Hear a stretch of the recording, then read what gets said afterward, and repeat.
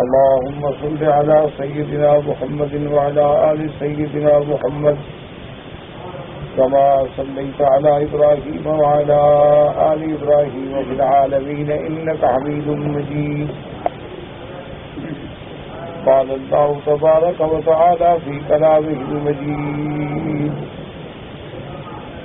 أعوذ بالله من الشيطان الرجيم. بسم الله الرحمن الرحيم.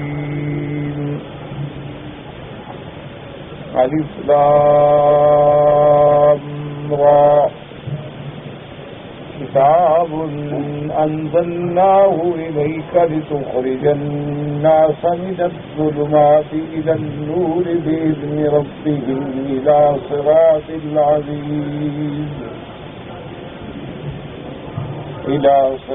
العزيز الحميد.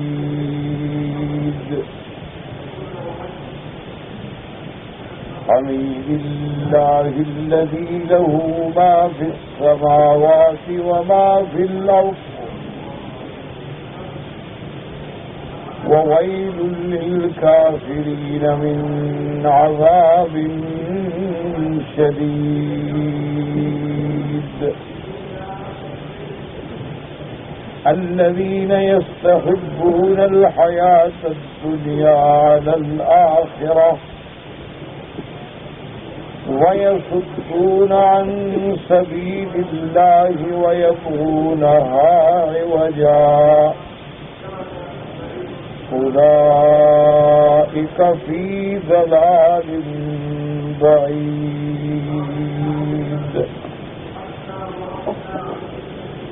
سورۃ ابراہیم علیہ السلام یہ ان سورتوں میں سے ہے جو سور مکیہ ہیں، اور جیسے الحمدللہ کہ ہم ہر سورت کے ابتدا میں تقریباً یہ بات پڑھ چکے ہیں کہ راجح قول مفسرین کے نزدیک یہی ہے کہ اللہ کے قرآن کی جو صورتیں اور جو آیات ہجرت سے قبل نازل ہوئی وہ سب مکی، چاہے وہ کسی مقام پہ اتری ہو. اور اسی طرح حضور صلی اللہ علیہ وسلم پہ جو ہجرت کے بعد آیات یا سور اتری ہیں وہ سب صورتیں جو ہے سور مدنیہ کہلاتی ہیں، چاہے وہ کسی مقام پہ اتری ہوں. جیسے کہ حضور صلی اللہ علیہ وسلم جب آپ حدیبیہ میں تشریف لائے تو اب حدیبیہ تو مکے میں، لیکن چونکہ یہ ہجرت کے بعد کا واقعہ ہے تو لہذا وہ آیات بھی سور مدنیہ میں شمار ہے. اسی طرح جب سرکار دو جہاں رحمت دو عالم صلی اللہ علیہ وسلم حجۃ الوداع کے موقع پہ تشریف لے آئے تو جو صورتیں اس موقع پہ اتری، جو آیات عرفات میں اتری یا راستے میں اتری، وہ بھی سب سور مدنیہ کہلاتی ہیں جو کہ ہجرت کے بعد. تو یہ سورۃ ابراہیم علیہ السلام جو ہے یہ سورۃ مکیہ ہے اور یہ قبل الہجرت حضور صلی اللہ علیہ وسلم سے اتری ہے. اور سورۃ ابراہیم اس لیے نام رکھا گیا کہ اس کے اندر ذکر ہے اور واقعہ ہے سیدنا ابراہیم علیہ السلام کا، تو اسی مناسبت سے اس سورت کا نام بھی سورۃ ابراہیم ہو گیا. جیسے سورۃ محمد، جیسے سورۃ ابراہیم، اسی طرح سورۃ انبیاء، اسی طرح سورۃ مریم، کیونکہ اس میں بھی مریم علیہ السلام کا واقعہ مبارکہ ہے، تو اسی مناسبت سے ان سورتوں کا نام جو ہے وہ رکھا جاتا ہے. تو اس سورۃ مبارک کا نام جو ہے وہ سورۃ ابراہیم ہے، اور یہ سورت جو ہے سورۃ مکیہ.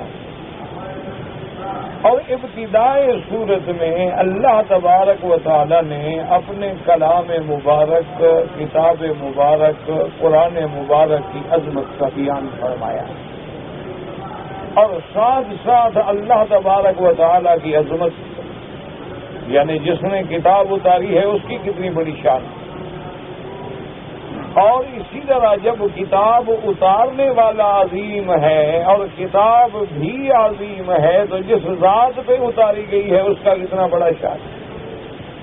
اس لیے ابتداء سورت میں یہاں اللہ تبارک و تعالی نے اپنے قرآن مقدس کی، اپنے کلام مبارک کی عظمت کا ذکر کیا ہے، وہاں اللہ کی اپنی صفات حمیدہ کا بھی ذکر آیا ہے، اور اسی طرح پھر اس ذات پاک کا بھی ذکر آیا ہے جس پہ اتاری گئی ہے محمد مصطفیٰ صلی اللہ علیہ وعلی آلہ واصحابہ وسلم تسلیما کثیرا۔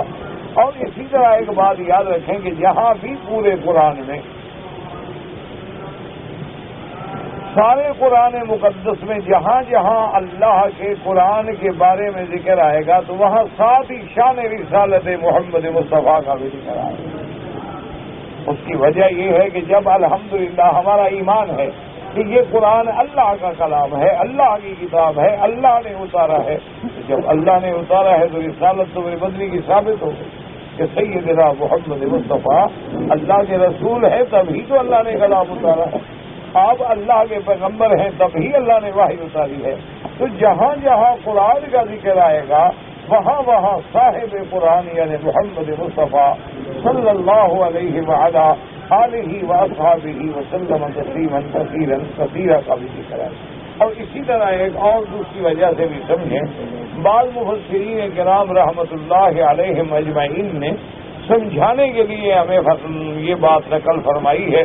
انہوں نے کہا یہ دیکھ لو کہ جو کچھ اللہ نے قرآن میں فرمایا ہے وہ محمد مدنی پاک نے کر کے دکھلایا ہے، یعنی جو اللہ نے قرآن میں فرمایا ہے اس کا نمونہ دیکھنا ہو تو محمد مصطفیٰ صلی اللہ علیہ وعلی آلہ واصحابہ وسلم تسلیما کثیرا۔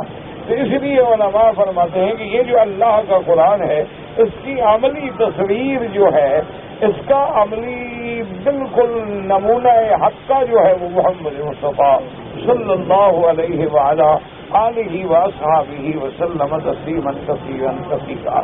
اور اسی طرح اس بات کو یہ بھی سمجھیں کہ اللہ کے قرآن کو سمجھنے کے لیے جب تک سرکار دو عالم رحمت دو عالم سیدنا محمد مصطفیٰ صلی اللہ علیہ وسلم کی ذات سے محبت نہ ہو، تعلق نہ ہو، پیار نہ ہو اور حضور کی زندگی سامنے نہ ہو تو اللہ کا قرآن نہیں سمجھ آ سکتا۔ یہ ہمیشہ یاد رکھیں کہ قرآن بغیر محمد عربی کے صلی اللہ علیہ وسلم کبھی نہیں سمجھ آئے گا۔ یعنی قرآن سمجھنا ہے تو پھر آنا پڑے گا محمد مصطفیٰ کے دروازے پر، اور فرمان محمد مصطفیٰ کو اگر عملی شکل میں دیکھنا ہے تو پھر آنا ہوگا صحابہ کے دروازے پر، اور ان کے مسائل پہ احکام کو دیکھنا ہے تو پھر آنا پڑے گا فقہا کے دروازے پر۔ اللہ تبارک و تعالیٰ ان پہ کروڑوں رحمتیں نازل فرمائے۔ تو یہ ایک ایسا سلسلہ ہے کہ اس کڑی سے اگر ایک کڑی بھی آپ نکال لیں گے تو یہ زنجیر ٹوٹ جائے گی۔ تو اس لیے ہمیشہ یاد رکھیں، آج اگر کوئی آدمی یہ دعویٰ کرے کہ میں عربی دان ہوں اور مجھے عربی زبان پہ بڑا عبور ہے اور میں اللہ کے قرآن کو بالکل پڑھ کے اور اس کا ترجمہ دیکھ کے سمجھ لوں گا اور مجھے حضور صلی اللہ علیہ وسلم کے فرامین مبارک یا حدیث مبارک کی ضرورت نہیں ہے تو وہ منکر قرآن ہے۔ صرف منکر قرآن نہیں، جو حدیث کا منکر ہے وہ اللہ کی کتاب کا بھی منکر ہے۔ ہمیشہ یاد رکھیں، کیونکہ اگر صرف قرآن ہی سمجھنا تھا اور ہر پڑھا لکھا سمجھ لیتا تو پھر انبیاء نبی علیہ السلام کو بھیجنے کی کیا ضرورت ہے؟ تو اس لیے ہمیشہ یاد رکھیں کہ حضور کے بغیر قرآن سمجھ نہیں آئے گا۔ اس کی چھوٹی سی مثال دماغ میں رکھ لیں تو بات انشاءاللہ آسان ہو جائے گی۔ جیسے اللہ نے قرآن میں فرمایا ہے کہ نماز قائم کر، اچھا اللہ نے فرمایا ہے کہ میرے بندے نماز قائم کرتے، اچھا یہ بھی ذکر آ گیا کہ وہ نماز صبح بھی قائم کرتے ہیں سورج نکلنے سے پہلے، سورج ڈوبنے سے پہلے بھی نماز قائم کرتے ہیں، اچھا رات میں بھی نماز قائم کرتے ہیں۔ چلو اس سے تھوڑے اوقات کا ذکر آ گیا، لیکن اب نماز قائم کیسے کریں؟ یعنی اللہ نے بھی فرما دیا کہ نماز قائم کرو، اب کیسے قائم کریں؟ اللہ نے فرما دیا کہ جب تم نماز کے لیے ارادہ کرو تو وضو کرو، لیکن اب وضو کیسے کریں؟ جو ذکر آ گیا فاغسلوا وجوہکم وایدیکم الی المرافق، کہ اپنے ہاتھوں کو بھی دھوئیں اور اپنے چہرے کو بھی دھوئیں اور اپنے ہاتھوں کو مرافق تک دھو ڈالیں، لیکن بھی چہرے کا طول کیا ہے، عرض کیا ہے، کہاں سے شروع ہوگا کہاں ختم ہوگا، تو یہ کون بتلائے گا؟ اچھا، اس ہاتھوں کو جب ہم دھوئیں گے تو کہاں تک جائیں گے، اور ابتدائی ہاتھوں کو دھوئیں گے تو کہاں تک جائیں گے، یہ ساری بات کون سمجھائے گا؟ محمد الرسول اللہ صلی اللہ علیہ وعلا آلہ واصحابہ وسلم تسلیما کثیرا کثیرا۔ تو اس لیے ہمیشہ یاد رکھیں کہ قرآن بغیر محمد مصطفیٰ کے سمجھ نہیں آئے گا، یعنی قرآن کو سمجھنے کے لیے حدیث کا سمجھنا بھی ضروری ہے۔ اچھا، اور حدیث مبارک کیسے سمجھیں گے؟ ہمیں حدیث کس نے پہنچائی؟ اصحاب رسول اللہ نے۔ اصحاب رسول اللہ نے کہاں پہنچائی؟ تابعین کو۔ تابعین نے کہاں پہنچائی؟ تبع تابعین کو۔ ان سے کس نے اکٹھا کیا؟ ائمہ محدثین نے۔ پھر اس سے احکام کس نے نکالے؟ ائمہ فقہا نے۔ تو جب تک ان سب پر ایمان نہیں ہوگا اس وقت تک آدمی کامیاب مسلمان نہیں بن سکتا، یہ ہمیشہ یاد ہے۔ اب دیکھیں نا، یہ ایک چھوٹا سا دروازہ ہے، اس کے لیے لکڑی بھی ضرورت ہے، اس کے لیے میخیں بھی ضرورت ہیں، اس کو لگانے کے لیے اس کا باقاعدہ فریم بھی ضرورت ہے، فریم کے اندر پھر اس کی جگہ بھی ضرورت ہے، پھر ان دروازوں کا برابر ہونا بھی ضرورت ہے، ورنہ دروازہ بند نہیں ہوگا، دروازہ کھلے گا نہیں۔ تو ایک دروازے کے لیے اگر اتنی چیزوں کی ضرورت ہے تو اللہ کا قرآن ایسے کیسے سمجھ آ جائے گا؟ تو اس لیے ہمیشہ یاد رکھیں کہ قرآن پاک کو سمجھنے کے لیے بھی ان ساری چیزوں کی ضرورت ہے۔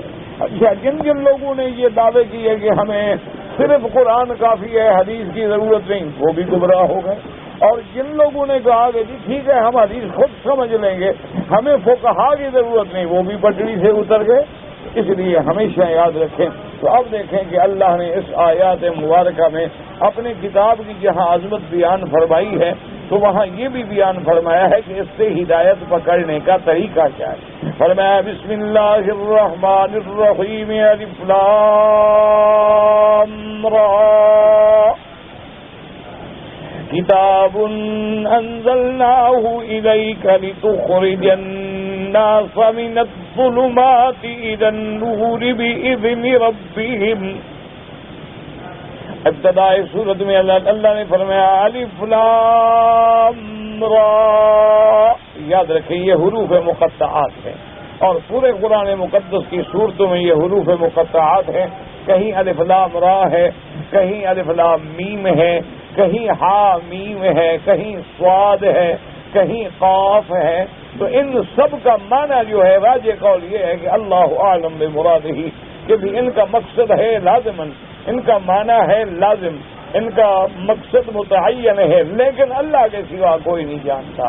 اس لیے علماء نے فرمایا کہ جتنے حروف مقطعات ہیں ان کے بارے میں افضل اور احسان اور احسن قول جو ہے وہ یہی ہے کہ ان کو آدمی اللہ پہ چھوڑ دے، کہ بس اللہ جانتے ہیں کہ اس سے مراد کیا ہے، کہ آخر اللہ نے ایک ایک حرف کیوں بیان کیا ہے۔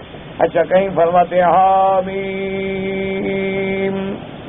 اور کہیں اللہ فرماتے ہیں الف لام میم، اور کہیں فرماتے ہیں الف لام میم را، اور کہیں صرف ایک حرف ہے صاد والقرآن ذی الذکر، اور کہیں صرف ایک حرف ہے قاف والقرآن المجید۔ اچھا، کہیں دو حرف ہیں، کہیں تین حرف ہیں، کہیں چار حرف ہیں، کہیں پانچ حرف ہیں، کاف ہا یا عین صاد۔ تو اس لیے راجح قول بس یہی ہے کہ اللہ جانتے ہیں، بس بات ختم ہو گئی۔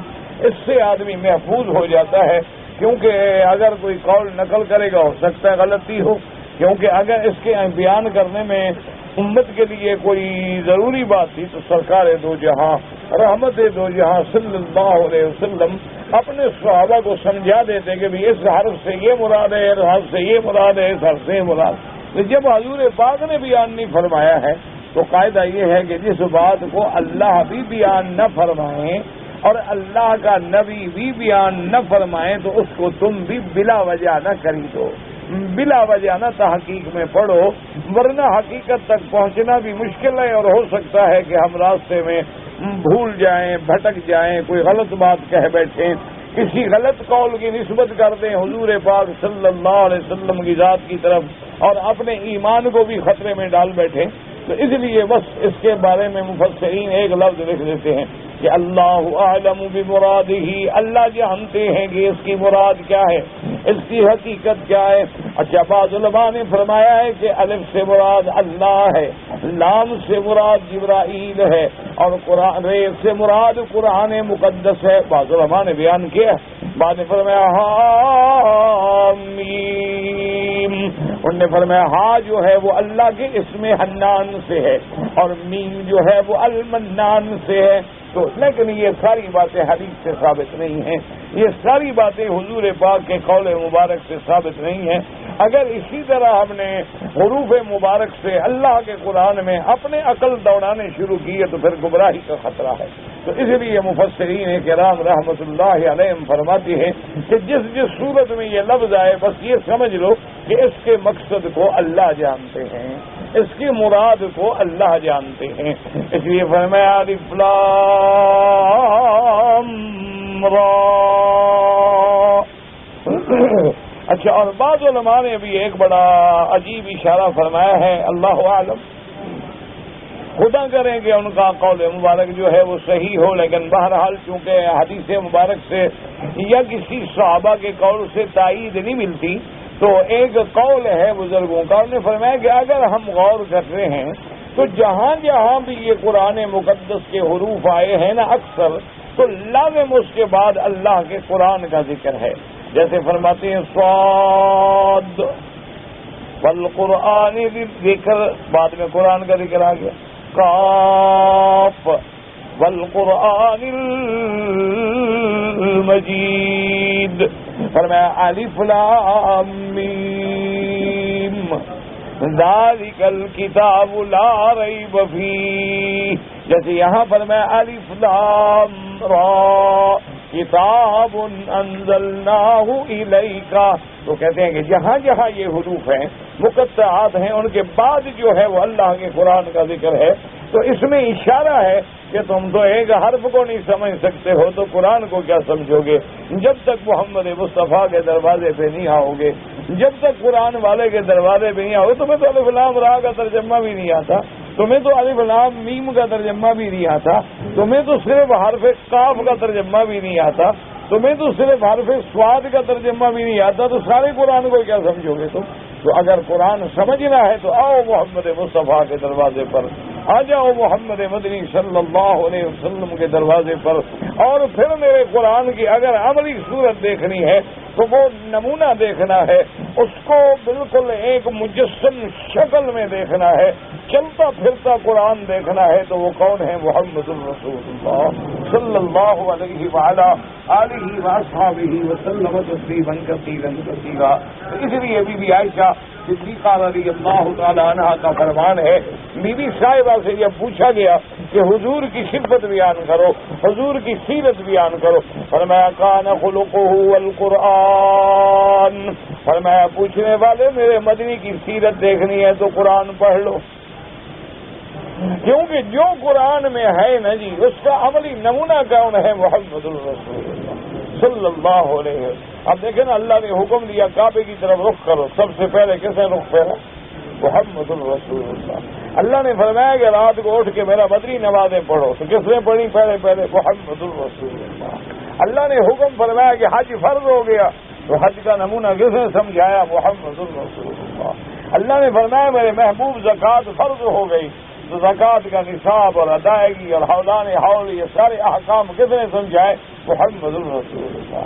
اللہ نے فرمایا میرا مدنی کافروں کے خلاف جہاد کرو، تو جہاد کا طریقہ اور احکام کس نے سمجھائے؟ محمد الرسول اللہ صلی اللہ علیہ وعلا آلہ واصحابہ وسلم تسلیما کثیرا کثیرا۔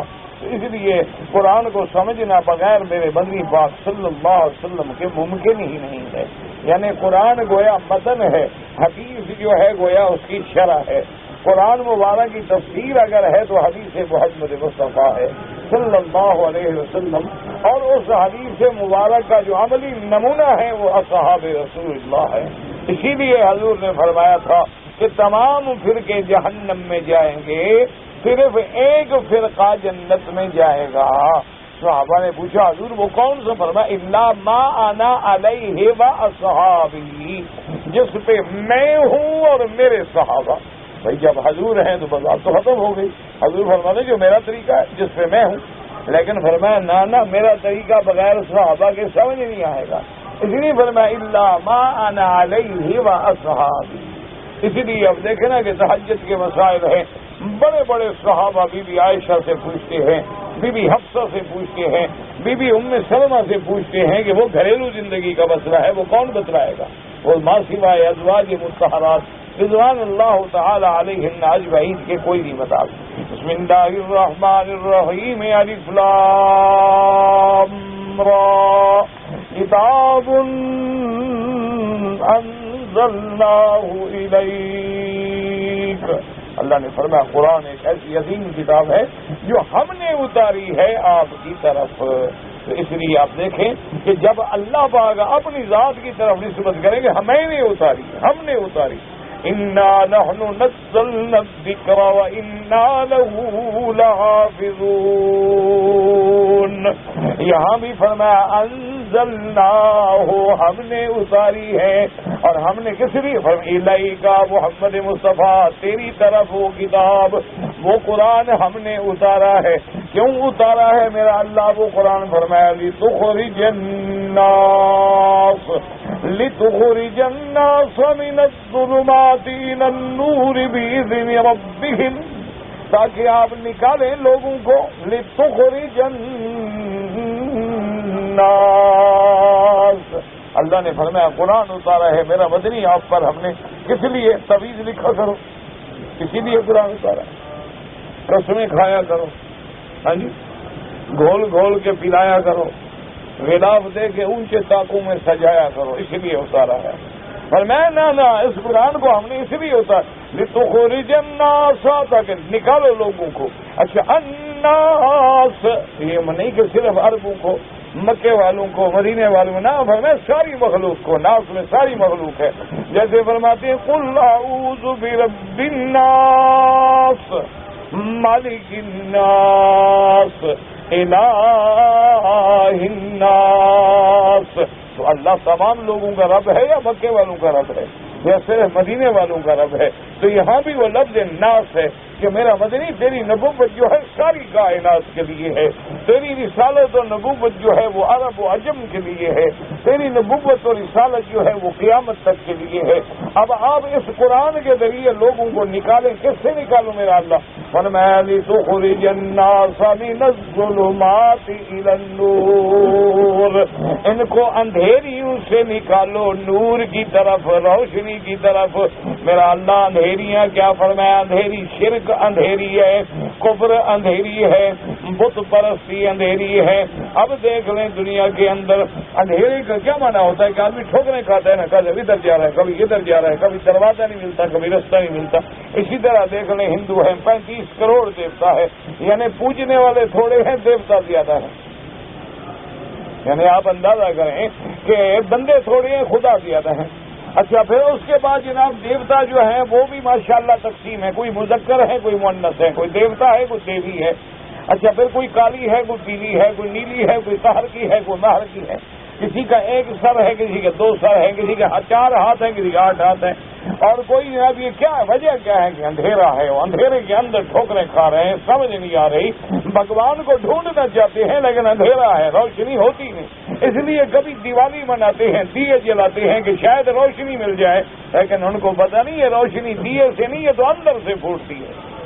یہ روشنی ایمان کی روشنی ہوتی ہے, یہ روشنی دیوالیوں سے نہیں ملتی, یہ روشنی کرسمس کی بتیاں جلانے سے نہیں ملتی, یہ روشنی جو ہے انسان کی اپنی سالگرہ پہ شمع جلا کے گھر کے اندر روشنیاں کرنے سے, کیک کاٹنے سے نہیں ملتی.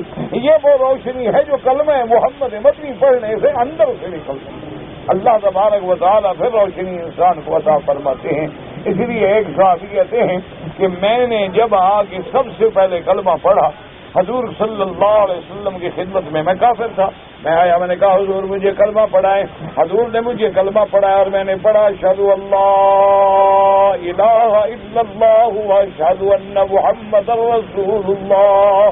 اب وہ کہتے ہیں خدا کی قسم ہے کہ اس کلمے کے پڑھنے کے بعد یکدم میری زندگی جیسے تبدیل ہوتی ہے کہ پہلے مجھے سب سے زیادہ بغض مدینے سے تھا, اس کلمے کے بعد سب سے محبوب مجھے مدینہ منورہ ہو گیا، اور انسانوں میں سب سے زیادہ بغض مجھے حضور سے تھا۔ اس کلمے کے پڑھنے کے بعد سب سے زیادہ محبوب محمد مصطفیٰ صلی اللہ علیہ وسلم۔ وجہ کیا تھی کہ اندھیرے میں تھا، جب روشنی آئی تو راستہ نظر آ گیا۔ تو اصل روشنی یاد رکھو، نور جو ہے وہ نور ایمان ہے۔ اصل نور وہ ہے جو دل کے اندر سے پھوٹتا ہے۔ اصل نور وہ ہے جو اللہ تبارک و تعالیٰ آنکھوں کے ساتھ بصیرت کو بھی روشن کر دیتی ہے۔ اسی لیے اولیاء اللہ، اسی لیے اللہ والے لوگ جو ہیں وہ ہر وقت اللہ کے ذکر میں مشغول رہتے ہیں، وہ ہر وقت مراقبات میں ہوتے ہیں، وہ ہر وقت غور و فکر میں ہوتے ہیں، اور پھر اس کی وجہ سے اللہ ان کی بصارت کے ساتھ بصیرت کو بھی روشن فرما دیتے ہیں۔ اور اللہ تبارک و تعالیٰ پھر ایک وقت ایسا بھی آ جاتا ہے کہ آدمی مدینے میں کھڑا ہے اور دیکھ نہاوند کو رہا ہے۔ وجہ کیا ہے؟ نور ایمان ہے۔ اللہ نے پھر وہ کرامات کا مقام عطا فرما دیا ہے۔ تو اس لیے فرمایا کتاب انزلناہ الیک، کتاب یعنی کتاب عظیم، ایک عظیم کتاب ہے، انزلناہ الیک، جو ہم نے تیری طرف اتاری ہے۔ اور اس کتاب کو اتارنے کا مقصد کیا ہے، اس کا منشا کیا ہے؟ فرمایا لتخرج الناس من الظلمات، لتخرج الناس من الظلمات الى النور، کہ میرا محبوب، میرا مدنی محمد مصطفیٰ صلی اللہ علیہ وسلم تھا کہ آپ لوگوں کو اندھیرے سے نکالے۔ لوگ شرک کے اندھیروں میں ہیں۔ اتنا بڑا اندھیرا ہے، خدا کا گھر ہو اور 360 فٹ رکھ دو، اس سے بڑا اندھیرا کوئی ہے؟ کہ اللہ تبارک و تعالیٰ کا گھر ہے، اللہ تبارک و تعالیٰ کا سب سے پہلا گھر ہے، لیکن کافروں نے 360 فٹ رکھا ہوا ہے۔ اور دیکھیں گے وہ جگہ جہاں دوڑ دوڑ کے اللہ کی نعمتوں کو پہچاننا ہے، وہاں بت رکھے ہوئے ہیں۔ تو اس لیے علماء نے فرمایا کہ شرک اور کفر جو ہے یہ اندھیارہ ہے، یہ اندھیارہ ہے، وہ چاہے یہودیت میں ہو، نصرانیت میں ہو، ہندو مت میں ہو، آریہ سماج میں ہو، آتش پرستوں میں ہو، مجوس میں ہو، یہ سب اندھیرے میں ہیں۔ اب دیکھو آتش پرست بظاہر تو آگ روشن کرتے ہیں، لیکن کتنے بڑے اندھیرے میں ہیں کہ آگ کو خدا سمجھ بیٹھے۔ کتنا بڑا اندھیرا ہے، حالانکہ آگ روشن کرنے والی چیز ہے نا، لیکن وہ روشنی آگ والی الگ ہے اور قرآن والی الگ ہے۔ یہی تو دھوکہ ہے لوگوں کو، اسی لیے تو لوگ چکر میں پڑ جاتے ہیں نا۔ ویسے لکھیں گے اپنے والد کو حضور پر نور، لیکن کیا کس بات کا نور ہے؟ اصل نور یاد رکھو ایمان کا نور ہے۔ اصل نور جو ہے نور ایمان ہے، اور نور ایمان جب چھن جائے تو آدمی اندھیروں میں ہے۔ اور اس لیے ظلمات جمع کا صیغہ ہے کہ کفر اور شرک کی کئی قسمیں ہیں، کئی بلائیں ہیں نا، اس لیے جمع ہے کہ اندھیرے، بہت اندھیرے ہیں، اندھیرے در اندھیرے ہیں، اور دنیا اندھیروں میں مبتلا ہے، بھٹک رہی ہے، ان کو جستجو ہے لیکن سمجھ نہیں آتی ہے، سمجھ نہیں آتی۔ آج دیکھو نا، بڑے بڑے مفکر ہیں، بڑے بڑے اسکالر ہیں، بڑے بڑے مدبر ہیں، بڑے بڑے سائنسدان ہیں، بڑے بڑے فلاسفر ہیں، لیکن سمجھ نہیں آ رہی کہ خدا کو کیا سمجھیں،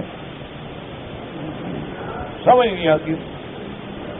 وجہ کیا ہے کہ وہ نور ایمان کی روشنی ہو تو ایمان کی بات سمجھ آئے اور توحید کی بات سمجھ آئے۔ اسی لیے فرمایا کہ آپ لوگوں، اچھا اب لوگوں کو نکالنا اندھیرے سے نور کی طرف لانا اور ہدایت یعنی دینا، یہ تو اللہ کا کام ہے۔ یاد رکھو ہمیشہ کہ اندھیروں سے نکالنے والا کون ہے؟ اللہ ولی الذین آمنوا یخرجہم من الظلمات الی النور۔ اللہ مومنوں کا دوست ہے جو ان کو کفر و شرک کے اندھیروں سے نکال کے نور ایمان کی طرف لاتے ہیں۔ تو اب یہاں نسبت ہے حضور کی طرف کہ حضور آپ نکالیں، تو آگے اللہ نے مسئلہ حل کر دیا کہ حضور ہدایت کرنے والے ہیں، لیکن ہدایت پہ پہنچانا جو ہے وہ میرے ہاتھ میں ہے، اور یہ ہدایت کرنا جو ہے وہ بھی حضور کے اپنے ارادے سے نہیں۔ اس لیے فرمایا لتخرج الناس من الظلمات الى النور باذن ربهم اپنے رب کے حکم سے، اللہ کے حکم سے. اور اللہ کا حکم ہوگا تو کوئی اندھیرے سے نکلے گا، اللہ کا حکم ہوگا تو کوئی شرک سے نکلے گا. یہ نہیں کہ آپ اپنے منشے سے کسی کو نکال لیں.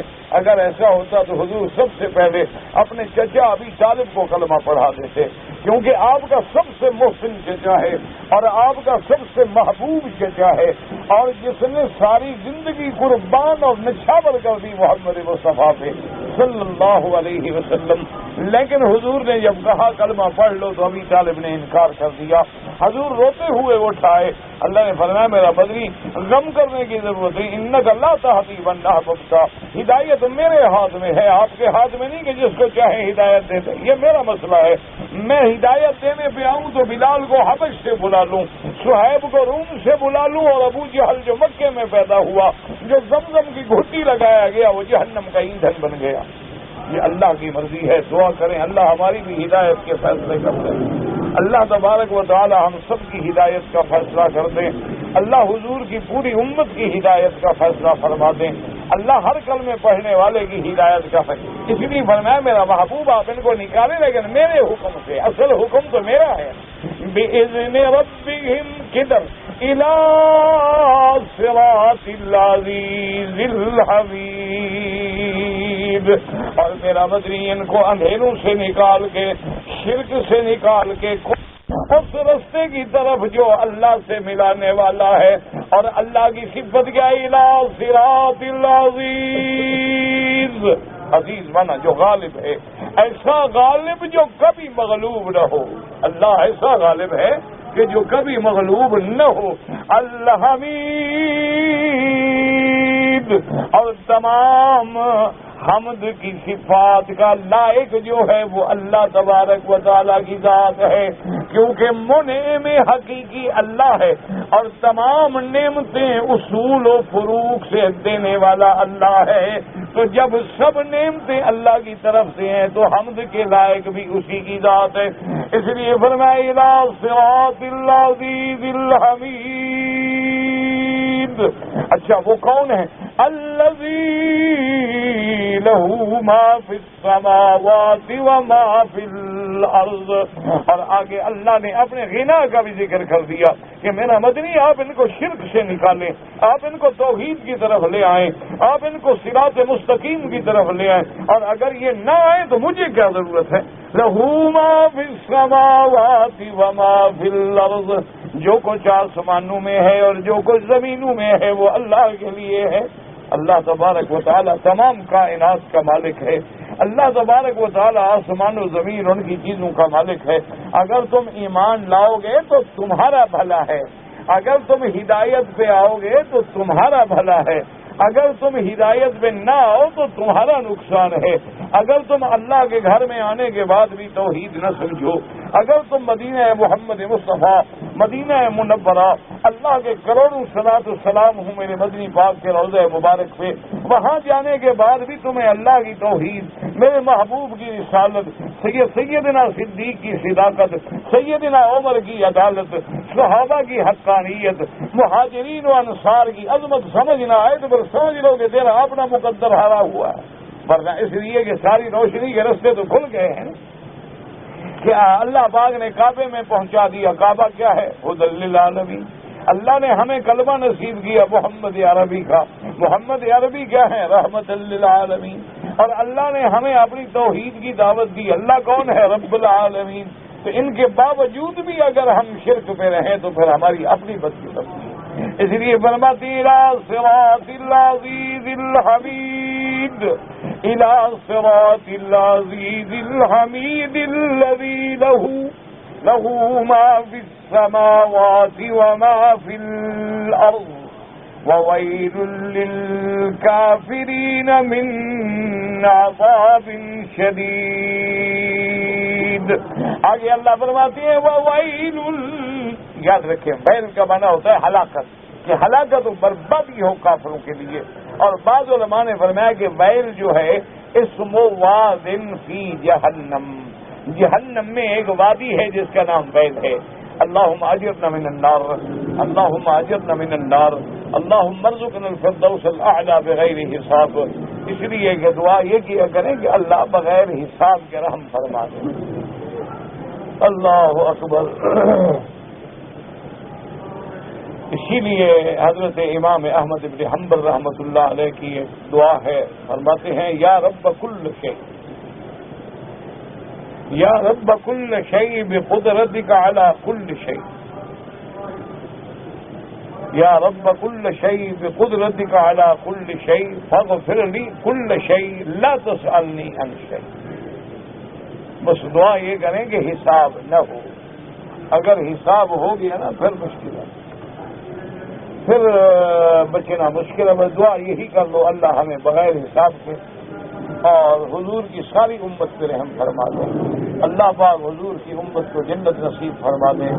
اگر حساب ہو گیا نا میرا بھائی تو پھر کس بات کا حساب دو گے نا. آپ دیکھیں نا مثلا ہم حج پہ آ رہے ہیں, دعا کریں اللہ سب کا حج قبول فرمائے, اللہ آنے والوں کا حج قبول فرمائے, جو نہیں آ رہے اللہ ان کا رستہ آسان کر دے, اور اللہ سب کو ہم سب کو آپ کو صحت عافیت سلامتی سے حج نصیب کرے. اچھا ہم سب الحمدللہ جو حج پہ آ رہے ہیں, اب اگر حساب شروع ہو تو پہلے تو آپ سے یہ پوچھا جائے گا نا کہ جناب یہ پیسے کہاں سے آئے, اس میں کوئی حرام تو نہیں. ٹھنڈے دل سے سوچ لو. دیکھو نا اب ایک من دودھ ہو اور اس میں اللہ نہ کرے کوئی آدمی چھوٹا سا ایک آدھی چھٹانک اگر حرام ڈال دے تو نتیجہ کیا نکلے گا, وہ سارا دودھ حرام ہو جائے گا. تو اس لیے اگر اب حساب شروع ہو گیا تو سب سے پہلے تو یہ ہوگا نا اچھا میرے بندے تو آ گئے ماشاءاللہ لبیک کہنے کے لیے, لیکن یہ پیسے تمہارے اپنے ہیں, رشوت کے ہیں, ظلم کے ہیں, حرام کے ہیں, سود کے ہیں, یہ پیسہ ہے کیا؟ دعا کریں اللہ سے دعا کر دے. تکلیف کی وجہ سے اب بیٹھنا بہت مشکل ہو جاتا ہے. بس اصل یہ ہے کہ دعا آپ نہیں کرتے اور وہ حلوے شلوے والا مولوی میں نہ بنا تو فائدے میں ہی نہیں رہے. مقصد یا چلو بھی ان کو یہ تو فائدہ ہوتا ہے نا, حلوہ شلوا کھاتے ہیں, قبر میں تو دیکھا جائے گا. یہاں تو چلو انہوں نے اپنے پیٹ کا مسئلہ حل کیا ہوا ہے نا جی. کبھی 11ویں آ جاتی ہے, کبھی 12ویں آ جاتی ہے, کبھی 27ویں آ جاتی ہے, اتنے میں کوئی بندہ مر جاتا ہے, تیسرے دن کل شریف آ جاتے ہیں, پھر 7 جمعرات شریف آ جاتی ہیں, پھر چہلم شریف آ جاتا ہے, اور اتنے میں اللہ کرتا ہے وہ اور بندہ بھی مر جاتا ہے. تو انہوں نے تو اپنے پیٹ کا مسئلہ حل کر لیا, ہم نے کہا یہ بدعت ہے, حرام ہے, ادھر سے بھی ہم مرے گئے. باقی رہ گئی دعا کی بات. دعا کون کرتا ہے بھلا؟ دعا پر پیسے لگتے ہیں نا. نہیں ابھی تو کہہ دو گے یہ دعا نہیں ہوتی, اس کا میں قائل شہر نہیں ہوں دیدی پر. دعا وہ ہے جو تیرے دل سے نکلے اور تیرے رب کے درمیان میں ہو, جب کوئی دیکھنے والا نہیں, سننے والا نہیں, کسی کو پتہ نہیں. اس وقت رو کہ جب بندہ دعا مانگتا ہے نا تو رحمت کے دروازے کھل جاتے ہیں. یہ دعائیں دکھانے کی ہیں. اللہم, اس نے کہا اللہم, اس نے کہا شوت الصابے, اس نے کہا شوت الصابے, پتہ نہیں کیا کہہ رہا. یہ پتہ نہیں وہ کہہ رہا ہے کہ 7واں چکر, وہ بھی کہہ رہا ہے 7واں چکر. یہ بھی دعا ہے. انا للہ و انا الیہ راجعون. یہ پتہ نہیں کون سے طواف ہیں, اللہ عالم, ہمارے قبول بھی ہوں گے یا قبول نہیں ہوں گے. اور ان میں جتنی یہ دعائیں پڑھائی جاتی ہیں, اللہ کے نبی نے ایک دعا بھی نہیں پڑھی ما سوائے ربنا آتنا فی الدنیا. کیوں؟ حضور کو دعائیں نہیں آتی تھی؟ نہیں, اللہ کے کعبے میں ہیں. اگر حضور کعبہ شریف میں دعائیں پڑھتے تو کیا حضور سے زیادہ کوئی ہے دعا مانگنے والا؟ اگر میرے مدنی فرماتے اور دل کرتا حضور کا تو حضور تو ایک ایک چکر میں قرآن چاہے ختم کر رہے ہیں. لیکن حضور نے امت پہ رحمت کی, امت نے اپنے اوپر رحمت کی. حضور نے امت پہ رحمت کی کہ سبحان اللہ, الحمدللہ, لا الہ الا اللہ, اللہ اکبر. بس حضور نے کہا بیچارے بھولے بھالے آئیں گے, جاہل بوڑھے آئیں گے, جن کو دعائیں آتی نہیں ہیں, میں مشکل دعا نہ مانگوں تاکہ میری امت پریشان نہ ہو.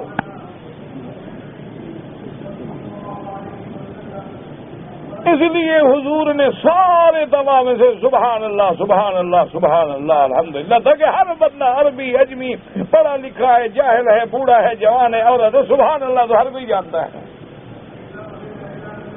تو حضور نے تو اپنی امت پہ رحمت کی کہ میں آج اگر کوئی ایسی دعا مانگ لوں مشکل کہ میرے امت کو دعا کے وہ لفظ بھی نہ آئیں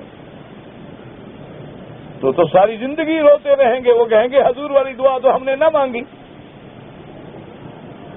لیکن ہم نے اپنے لیے دعاؤں کو زحمت بنا دیا, کتابیں لکھ دی ہیں, ایک دعا number 1, number 3, number 4, number 5, number 6, number, اور ڈھونڈ رہے ہو. ٹھہرو یار, مجھے وہ دعا پڑھنے دو, دعا نکالنے دو. مطلب 7واں چکر ہوگا نہیں جب تک 7ویں دعا نہیں آئے گی. نعوذ باللہ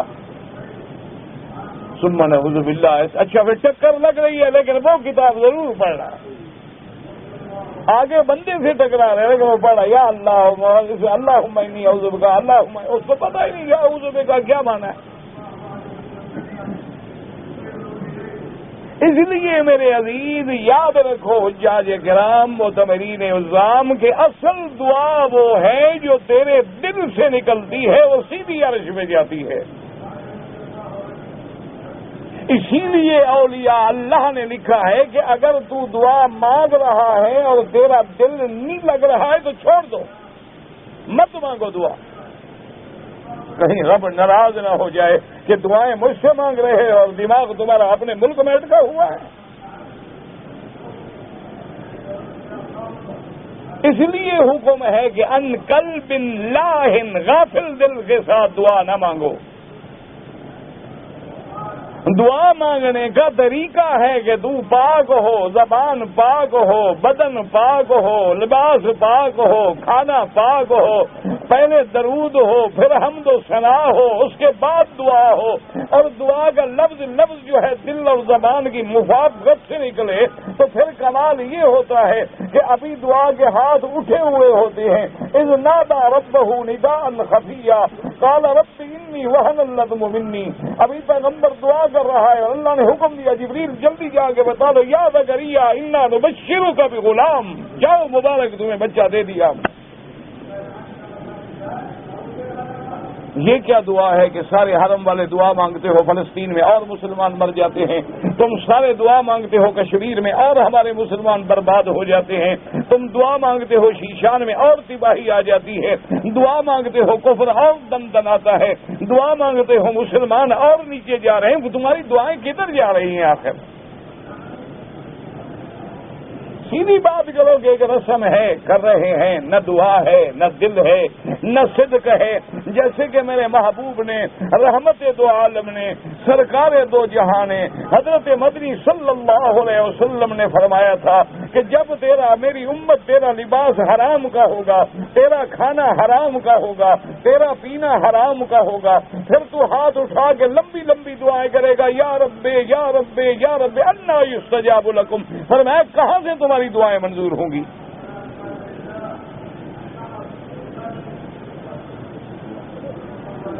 آج ہم مولوی لوگ جو ہیں نا, عام مولوی نا, اللہ والے نا, وہ تو فرشتے ہیں. میں اپنے جیسے لوگوں کی بات کر رہا ہوں. میرے خیال میں ہمارا لقمہ تو حلال نہیں ہے. ہمیں تو مانگے تانگے کی روٹی ملتی ہے. کبھی صدقہ کھا گئے, کبھی زکات کھا گئے, کبھی خیرات کھا گئے, کبھی دم کا پیسہ کھا گئے, کبھی مدرسے کا چندہ کھا گئے. یہ کھانے والوں کی دعا کہاں منظور ہوگی؟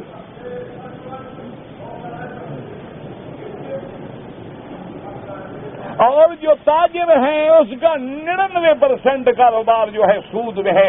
اللہ فرماتا ہے سود کھانے والا ملعون ہے, لعنت ہے. اور فقہا لکھتے ہیں کہ سود کی ادنا قسم جو ہے 70 دفعہ ماں کے ساتھ زنا کرنے کے برابر گناہ ہے. وہ حج پہ آ گیا تو کیا خیال ہے, بس فرشتہ بن گیا. 100 بلی جو ہے چوہا کھا کے بلی حج پہ آ جائے تو بس ٹھیک ہو گیا کام. اور ہر آدمی کے گلے میں وہ سود کے ادارے کا ایک ڈول بھی ڈالا ہوا ہے تاکہ حاجی جو ہے وہ اشتہار بنا رہے. انا للہ و انا الیہ راجعون. ما سوا اللہ کے آگے رونے کے کیا کر سکتے ہیں؟ ورنہ یاد رکھیں حضرت اعلی الحضرمی, اللہ کی کروڑوں رحمتیں ہوں ان پہ, آپ بیٹھے ہیں, مسلمانوں کا لشکر ہے اور ایک ایسے جنگل میں پھنس گئے ہیں کہ میلوں تک پانی نہیں ہے.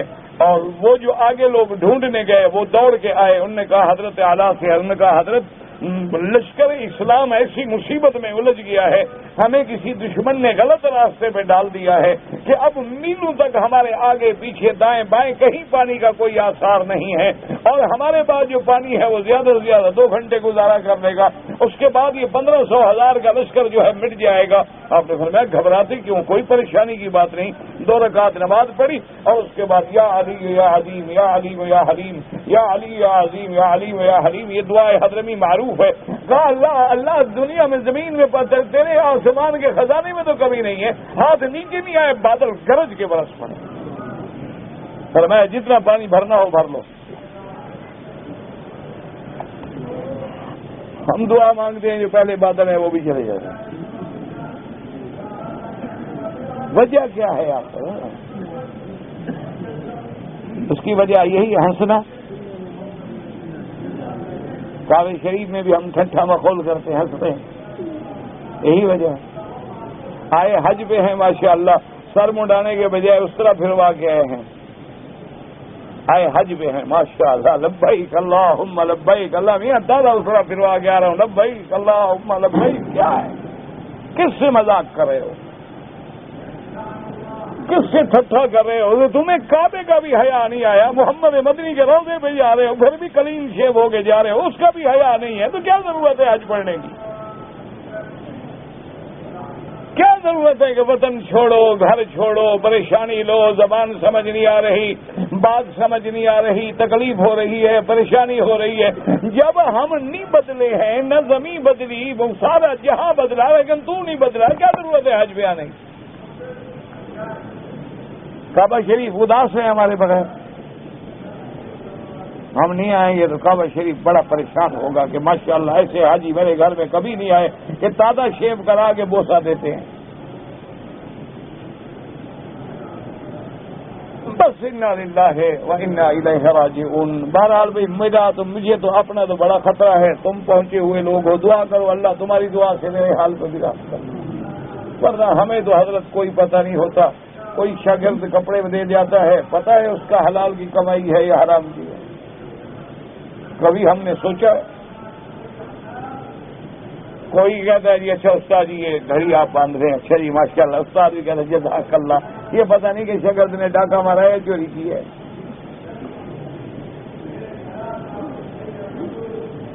بس یہ ہمارا حال تو ہے پتلا، تم ٹھیک ہو گئے، بہرحال تم اچھے ہو، میں اپنی بات کر رہا ہوں کہ ہمارا حال تو بابا ہے خراب۔ تم دعا کرو، اور جب انجن خراب ہو جائے تو پٹڑیاں اور ڈبے شبے ویسے رول جاتے ہیں۔ اسی لیے جب تک پیر اور مولوی بٹکے ہیں نا، اس دن سے پوری امت حضور بھٹک گئے۔ جب تک یہ ٹھیک نہیں ہوں گے اس وقت تک ٹھیک ہو ہی نہیں سکتا۔ یہ ہمیشہ یاد رکھیں، کیونکہ امام قوم جب تک دعا کریں کہ اللہ تبارک و تعالیٰ اس کعبے کے برکات و ثمرات نصیب فرمائے، اور تمام مسلمان جو حرم میں آئے ہو دل سے دعا کرو اللہ کفر کی طاقتوں کو مغلوب کر دے، اللہ حرمین الشریفین اور اس بلد الامین اور بلاد عرب اور اسلام کو قیامت تک محفوظ رکھے۔ اللہ تو قادر ہے، ہم کفر کی طاقتوں کا مقابلہ نہیں کر سکتے ہیں، ہم آج دنیا کے طاغوت کا مقابلہ نہیں کر سکتے ہیں، ہم ان کی جدید ٹیکنالوجی کا مقابلہ نہیں کر سکتے ہیں، لیکن میرا مولا تو اگر چاہے تو ابابیلوں سے ابرہہ کے ہاتھیوں کو بھی تو مروا دیتا ہے۔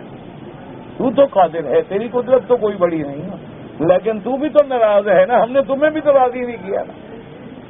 اس لیے دعا کریں کہ اللہ راضی ہو جائے، اس لیے اور اللہ ہمیں صراط حمید نصیب فرمائے۔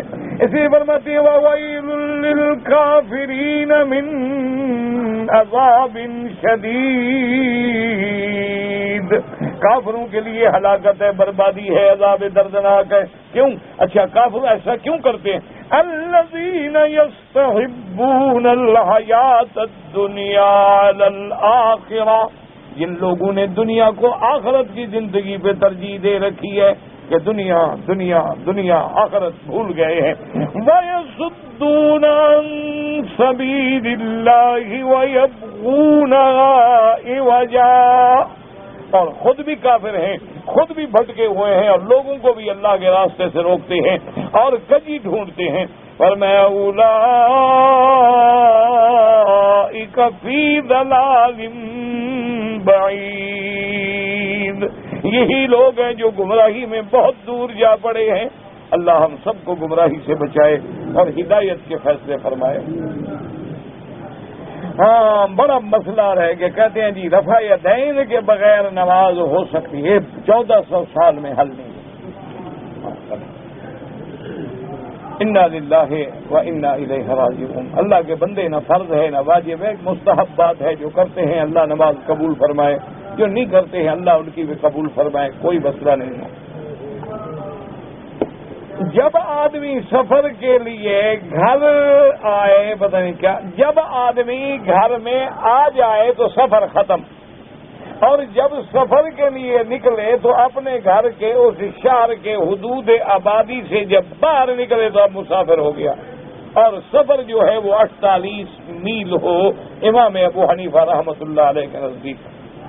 مدینہ منورہ میں ایک نماز کا ثواب جو ہے وہ صحیح حدیث مبارک میں 1000 ہے، اور ایک روایت میں 50,000 ہے، لیکن وہ ضعیف ہے. صحیح حدیث مبارک جو ہے اس میں ہے 1000، مسجد اقصی میں 500 اور مسجد الحرام مکے میں 1,00,000. کہتے جی کہ ہم 4 مہینے کے لیے خدام الحجاج ہیں، ڈپٹی پہ آئے ہیں، ہم حج کرنا چاہتے ہیں. انشاءاللہ جب حج قریب آئے گا نا تو فکر نہ کرو، سب مسئلے انشاءاللہ سمجھا دیں گے. آدمی سفر میں ہے، پانی نہیں ہے، وضو نہیں ہے، تیمم کر کے نماز پڑھ لے بس. اگر کوئی آدمی اپنے والد والدہ کا عمرہ یا حج کرے جائز ہے. بغیر مہر کے 2 لڑکیوں کا بٹا سٹا کرنا ناجائز ہے. حتی المہر مقرر کریں، سب کی، اس کی علیحدہ، اس کی علیحدہ.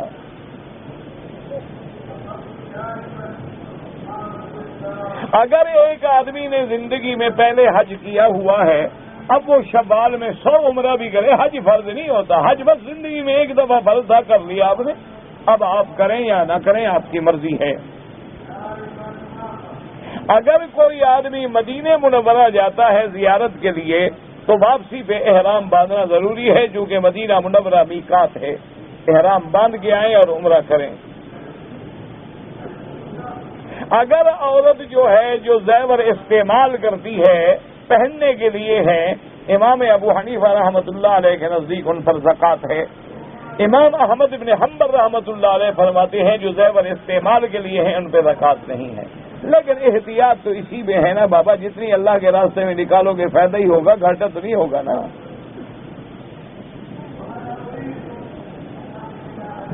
اگر میرے گھر میں 2 فلیٹ ہیں، ایک میں رہتا ہوں، ایک میں نے کرائے پہ دیا ہے، تو جو کرائے کی آمدنی ہے جب سال گزر جائے حساب کرو، تمام خرچے نکال کے جو نفع بچے 2.5% زکوٰۃ دے دو.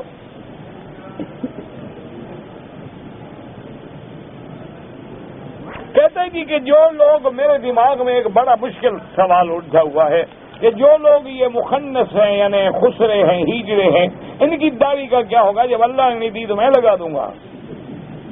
عورت کو جو اللہ نے داڑھی نہیں دی تو کیا ہو گیا؟ اللہ نہ دے وہ اللہ کی مرضی ہے، دے تو پھر نہ مڈواؤ. اگر ایک آدمی امیر ہے، صاحب نصاب ہے، تو وہ جو قربانی کرے گا اپنی بھی کرے گا، تمام گھر کے افراد کی کرے گا، حتیٰ کہ دودھ پینے والا بچہ ہے اس کی بھی کرے گا.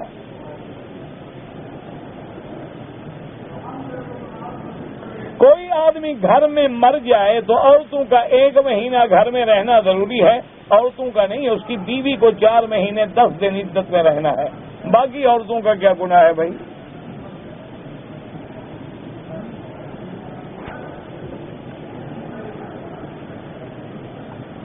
اگر ایک آدمی خیرات کرتا ہے، صدقہ کرتا ہے، تو کیا اس کا گوشت خود کھا رہے؟ اچھا صدقہ ہے، خود کھاتا رہے، فریج میں رکھ لے، روز تھوڑا تھوڑا کھاتا رہے. اللہ کے بندے، صدقہ لوگوں کو کھلانے کا نام ہے، خود کھانے کا نام تھوڑا ہے. غریبوں کو کھلاؤ.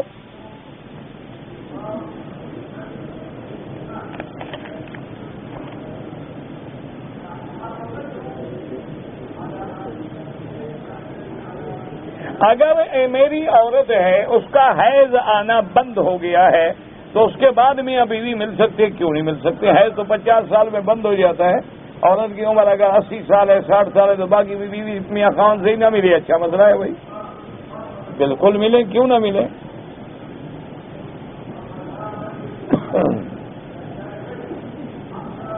اگر ایک آدمی دکان پر اپنی بیوی کو بغیر پردے کے بٹھاتا ہے بالکل حرام ہے.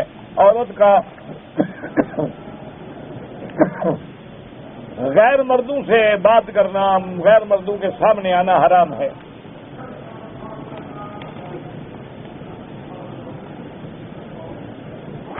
بہرحال جس کے مقدر میں اللہ نے حج لکھا ہے وہ حج کرے گا. کہتے ہیں جی کہ بعض لوگ جو ہیں بجلی کے تار پانی میں ڈالتے ہیں، مچھلیاں مر کے باہر آ جائے، حرام ہے، بالکل ناجائز. اگر اونٹ کا گوشت کھایا جائے تو امام احمد بن حنبل رحمۃ اللہ علیہ فرماتے ہیں اس کے بعد وضو کرے، لیکن باقی ائمہ فرماتے ہیں کہ وضو سے مراد یہ ہے کہ کلی کر لے. وہ کہتے ہیں لغت میں لغوی وضو مراد ہے، اصطلاحی یا شرعی نہیں. امام احمد بن حنبل رحمۃ اللہ علیہ کے نزدیک وضو کرنا ضروری ہے.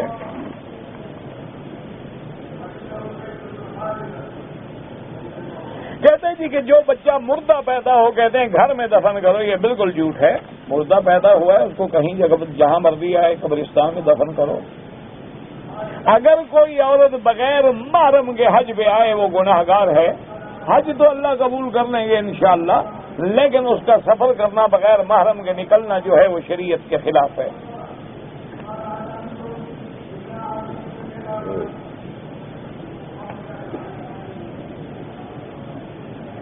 اگر ایک عورت آئی ہے حج پہ محرم نہیں ہے تو گناہ گار ہے. ابھی تو بتا دیے، کسی نے محرم لکھ دیا، لکھنے سے کیا ہو جاتا ہے؟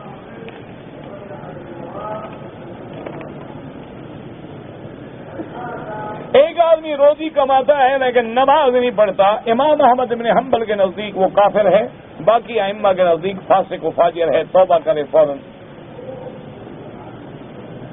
اگر کسی خوشی کے موقع پہ کوئی کافر ہمیں تحفہ دے کوئی بات نہیں، لے سکتے ہیں. جو آدمی نماز کو عمدن چھوڑتا ہے وہ کافر ہو جاتا ہے امام احمد بن حنبل رحمۃ اللہ علیہ کے نزدیک. باقی ائمہ کے نزدیک فاسق و فاجر ہے. لڑکی کو جو آپ شادی پہ دیتے ہیں یا جہیز میں دیتے ہیں اس سے اس کا وراثت کا حق ختم نہیں ہو جاتا، وہ تمہاری جائیداد میں بدستور وارث ہے. یہ بالکل ڈھونگ ہے کہ میں نے بڑا خرچ کیا اور بیٹی کو دیا اور زیور دیا، نہ دو. وہ تمہاری جائیداد میں اسی طرح وارث ہے جس طرح لڑکا وارث ہے. نہیں دو گے تو اپنی قبر کو اپنی بیٹی کی وجہ سے جہنم خریدو گے.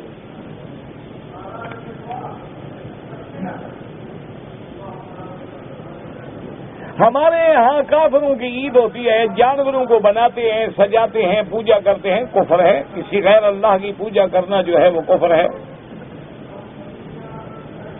میری اولاد نماز نہیں پڑھتی، دعا بھی کرو، ان کو کنٹرول بھی کرو، ہمت کرو اور ہدایت کرو. نہ مانے تو پھر الگ ہو جاؤ.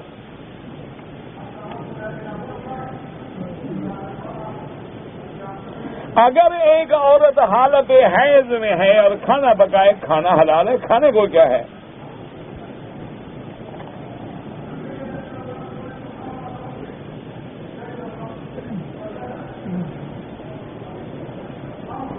ایک آدمی مر گیا ہے، آواز آتی، مجھے نہیں پتا آپ نے کیا لکھا ہے، مر گیا ہے آواز آتی ہے، مجھے نہیں سمجھ کیا ہے.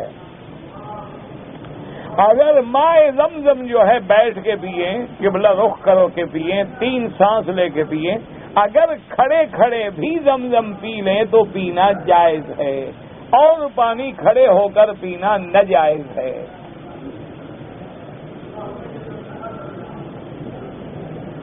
قیامت تک مکہ میں مشرک داخل نہیں ہوں گے، ایک امید ہے، یہ حکم نہیں، فیصلہ نہیں. ہو سکتا ہے کافر آ جائے، کوئی بڑی بات نہیں. دل میں پڑھنے سے فکر کا ثواب ہوگا، تلاوت کا نہیں. تلاوت زبان سے ہوتی ہے، دل سے نہیں ہوتی. لا تحرک بہ لسانک، تو تلاوت کے لیے لسان کا حرکت کرنا ضروری ہے.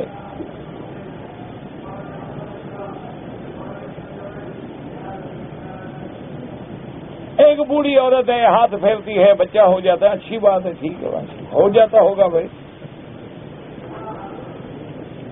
وہ بوڑھی عورت جب خود پیدا ہوئی تو اس کے لیے ہاتھ کس نے پھیرا تھا؟ اور پاپا کوئی نیک عورت ہوگی دعا کرتی ہوگی کیا ہے؟ اچھا اگر میرے قریب جو مسجدیں ہیں اس میں امام اہل بدعت ہیں، ان کے پیچھے نماز نہیں ہوتی، گھر میں جماعت کر لیں۔ سنت مؤکدہ اور غیر مؤکدہ پڑھنے میں کوئی فرق نہیں، سب برابر پڑھی جاتی ہے۔ اگر مغرب کی نماز قضا ہو جائے تو فوراً ادا کرے۔ اگر کوئی آدمی گندم ہے چاول ہے اکٹھا کرنے کے بعد میں نفع سے بیچوں گا، اگر مسلمانوں کو اس وقت غلے کی ضرورت ہے اور یہ جمع کر کے رکھتا ہے تو پھر حرام ہے، لیکن اگر غلہ ملک میں عام ہے کوئی ضرورت نہیں ہے تو پھر رکھ سکتا ہے۔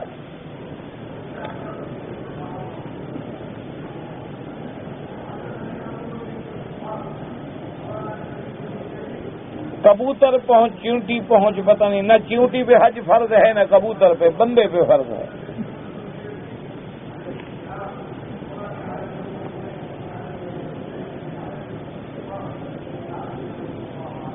ایک آدمی نے احرام کی حالت میں طواف 7 چکر کیا، گھر چلا گیا، ماشاءاللہ عمرہ نہیں ہوا، دوبارہ عمرہ کرے اور دم بھی ادا کرے۔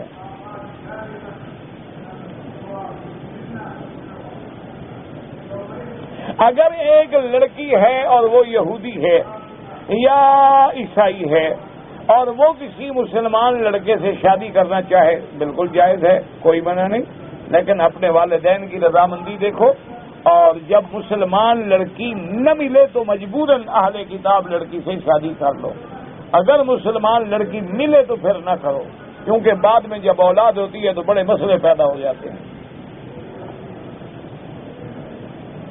موسیٰ علیہ السلام پہ تورات کامل الگ ملی ہے، صحائف الگ ملے ہیں۔ جو لوگ اب عمرہ کر چکے ہیں حج کریں، ان کے لیے کوئی طواف قدوم نہیں، طواف قدوم حج مفرد کے لیے ہوتا ہے۔ آج کل مکہ مکرمہ میں قرآن پڑھنے کا زیادہ ثواب ہے یا طواف کرنے کا زیادہ ثواب ہے، کیونکہ طواف ایک ایسی عبادت ہے جو اللہ کے گھر کے سوا کسی جگہ نہیں ہو سکتی۔ قرآن تو آپ پوری دنیا میں پڑھ سکتے ہیں۔ اللہم صلی علی سیدنا محمد وعلی آل سیدنا محمد وبارک وسلم۔ یا الہ العالمین، یا ارحم الراحمین، عالم اسلام پہ اپنی رحمت نازل فرما۔ یا اللہ اسلام کی عزت و عظمت کا فیصلہ فرما۔ یا اللہ اسلام کے غلبے کا فیصلہ فرما۔ یا اللہ کفار کی ذلت کا فیصلہ فرما۔ یا اللہ کفار کی ذلت کا فیصلہ فرما۔ یا اللہ کفار کی شکست کا فیصلہ فرما۔ یا اللہ مسلمان عرب میں ہیں، عجم میں ہیں، کشمیر میں ہیں، فلسطین میں ہیں، یا اللہ مسلمان ہندوستان میں